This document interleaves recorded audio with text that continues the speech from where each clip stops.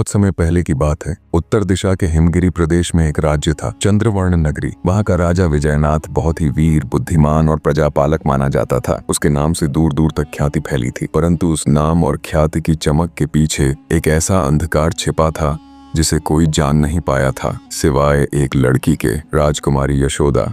राजा विजयनाथ का शासन तो कठोर था, पर उसका मन उससे भी अधिक कठोर और रहस्यमयी था। उसकी पत्नी रानी सत्यवती एक बहुत ही धार्मिक, विनम्र और तेजस्विनी स्त्री थी। वह हर वक्त पूजा पाठ और सेवा में लगी रहती और उसकी एक ही संतान थी, राजकुमारी यशोदा, जिसकी बुद्धि और सुंदरता का बखान सभी राज्य करते थे। पर एक त्रासदी रानी सत्यवती को बचपन में ही मृत्यु की ओर ले गई और तब से यशोदा इस महल के अंधकार में कैद हो गई थी। राजा विजयनाथ का अपनी बेटी से कोई लगाव नहीं था। वह उसे एक बोझ की तरह देखता था, क्योंकि उसे उत्तराधिकारी चाहिए था, पुत्र नहीं पुत्री। समय बीतता गया, यशोदा बड़ी होती गई और ठीक जैसे तारावती का रूप राजा मदनपाल को पागल बना रहा था, ठीक वैसा ही राजा विजयनाथ के मन में भी विकृत भाव पनपने लगे। राजा को अब यशोदा की आंखों में अपनी मृत पत्नी सत्यवती की झलक दिखने लगी थी और ये झलक उसे शांति नहीं, एक अनकही पीड़ा देती थी। वह कई बार महल के एकांत हिस्सों में चुपचाप यशोदा को निहारता रहता, बिना कुछ बोले। धीरे धीरे यशोदा को यह अजीब सा महसूस होने लगा, एक डरावनी नजर, जैसे कोई निगाह कपड़ों से नहीं, आत्मा को भेदती हो।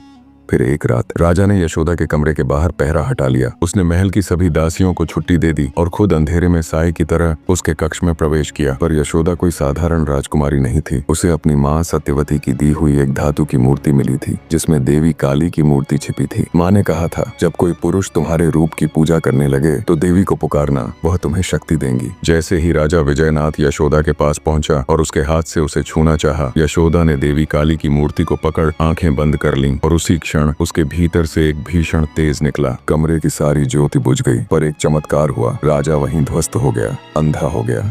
राजा की चीख सुन सिपाही भागे चले आए, पर जब उन्होंने देखा कि राजा की आंखों में अब केवल अंधकार है, उन्होंने कुछ नहीं पूछा। यशोदा ने सच्चाई नहीं बताई। उसने कहा, पिता की आंखों ने जो देखना नहीं चाहिए था वो देख लिया, इसलिए अंधे हो गए। अगले ही दिन यशोदा ने राजमहल छोड़ दिया। वह अब कोई राजकुमारी नहीं, एक तपस्विनी बन गई, जो जंगलों में महिलाओं को आत्मरक्षा और आत्मसम्मान सिखाने लगी। उसकी कहानियां आज भी लोग गाते हैं, एक चिराग जिसने अंधेरे को जन्म दिया और फिर उसे चीर भी दिया।